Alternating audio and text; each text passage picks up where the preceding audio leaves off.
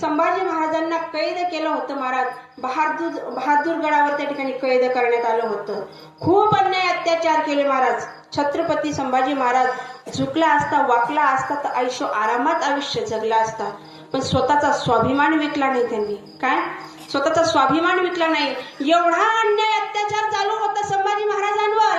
अरे कोणी यावं पायाची बोटं काढावी, कोणी यावं हाताची नखं काढून घेऊन जावी, अरे कोणी यावं डोळे काढून घेऊन जावे, अरे कोणी यावं जिभेवर सपकन सुरी चालवावी, ती जीभ खाली जमिनीवर तळमळत खाली पडावी.